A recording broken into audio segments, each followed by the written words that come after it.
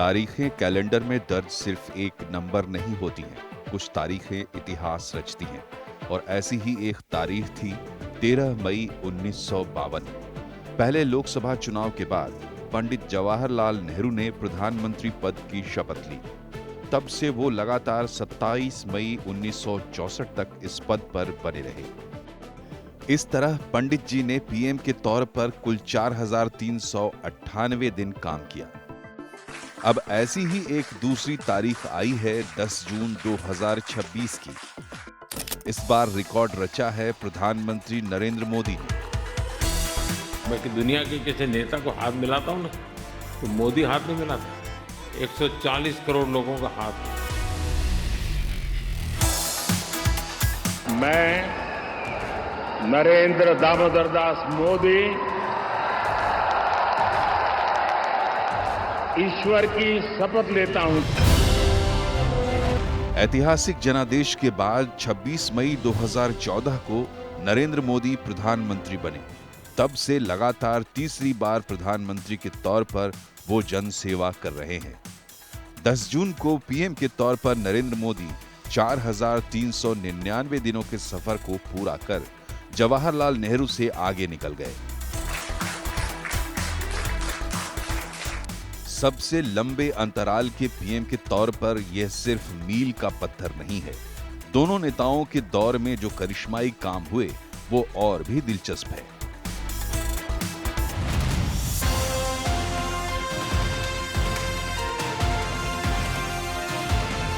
जब भारत आजाद हुआ तब देश की अर्थव्यवस्था का आकार लगभग 2.7 लाख करोड़ रुपए का था।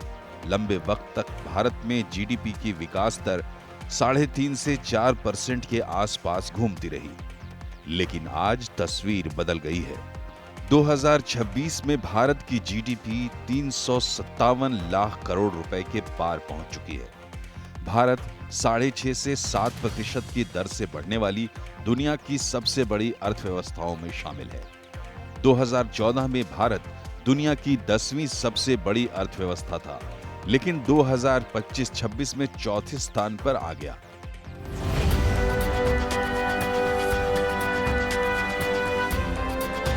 जब देश आजाद हुआ हम अनाज के लिए विदेशों पर निर्भर थे। अमेरिका के PL 480 कार्यक्रम के तहत विदेश से जहाज भारत आता था जो जनता का पेट भरता था। इसी वजह से उस दौर को शिप टू माउथ इकोनॉमी कहा गया। लेकिन आज भारत दुनिया के सबसे बड़े फूड एक्सपोर्टर कंट्रीज में शुमार है। चावल गेहूं के एक्सपोर्ट के अलावा आज भारत प्रधानमंत्री गरीब कल्याण अन्न योजना के तहत 80 करोड़ जनता को मुफ्त राशन भी उपलब्ध करा रहा है।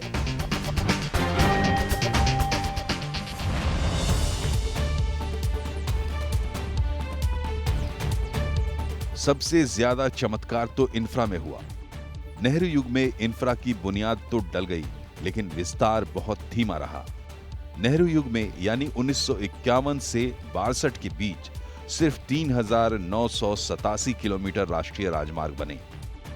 लेकिन मोदी युग में 2014 से 2024 के 10 साल में ही करीब 54,908 किलोमीटर का जाल बिछ गया। Expressway, dedicated freight corridor, Vande Bharat ट्रेनें, आधुनिक एयरपोर्ट, बंदरगाह और लॉजिस्टिक नेटवर्क ने भारत की आर्थिक उत्पादकता बढ़ाने में बड़ी भूमिका निभाई है। इंफ्रास्ट्रक्चर अब सिर्फ निर्माण का विषय नहीं, बल्कि आर्थिक प्रतिस्पर्धा और निवेश आकर्षित करने का सबसे बड़ा माध्यम बन चुका है।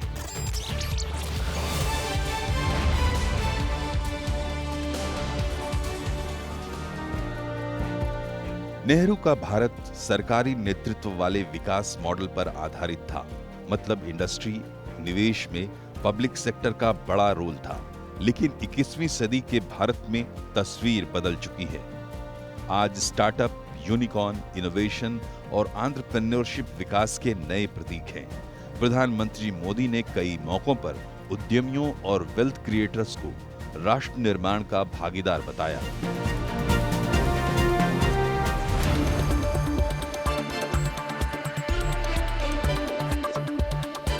देश में बदलाव की सबसे बड़ी कहानी डिजिटल सेक्टर में लिखी गई। जनधन खाते, आधार, मोबाइल कनेक्टिविटी और फिर यूपीआई। इन 4 स्तंभों ने सरकारी योजनाओं की डिलीवरी का तरीका बदल दिया।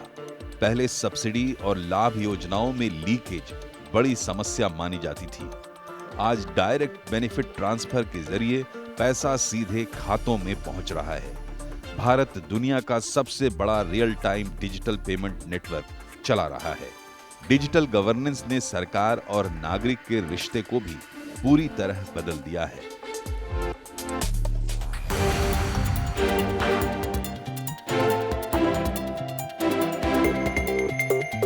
आज भारत बहुध्रुवीय दुनिया में अहम शक्ति है। अमेरिका हो या रूस, यूरोप हो या खाड़ी देश, सभी भारत के साथ रिश्तों को प्राथमिकता देते हैं। भारत ने G20 शिखर सम्मेलन की मेजबानी की, ग्लोबल साउथ की आवाज के तौर पर उभरा और ग्लोबल सप्लाई चेन का अहम हिस्सा बनने की दिशा में आगे बढ़ा। जवाहरलाल नेहरू ने अपने कार्यकाल में 3 विदेशी संसदों को संबोधित किया था। इससे आगे बढ़ते हुए प्रधानमंत्री मोदी अब तक दुनिया की 19 संसदों को संबोधित कर चुके हैं, जो भारत की मजबूत इकोनॉमिक डिप्लोमेसी के बढ़ते प्रभाव को भी दिखाता है।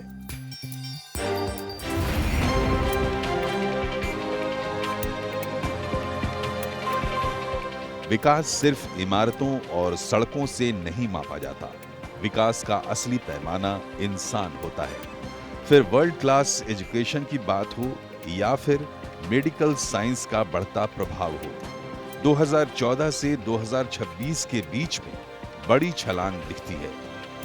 2014 में देश में सिर्फ 16 IIT थे, जो अब बढ़कर 23 हो चुके हैं। IIM 13 से बढ़कर 21 और एम्स 7 से बढ़कर 23 हो गए हैं। भारत की औसत जीवन प्रत्याशा यानी एवरेज लाइफ एक्सपेक्टेंसी 41 वर्ष से बढ़कर 70 वर्ष हो चुकी है। टोटल फर्टिलिटी रेट 6 से घटकर 2 के करीब पहुंच गया है। यानी भारत अब पॉपुलेशन एक्सप्लोजन नहीं बल्कि डेमोग्राफिक डिविडेंड की चर्चा करता है। यही ह्यूमन कैपिटल आज और आने वाले दशकों में भारत की सबसे बड़ी ताकत है। 10 जून 2026 सिर्फ एक राजनीतिक रिकॉर्ड का दिन नहीं है, बल्कि भारत की बदलती कहानी को समझने का एक अवसर भी है।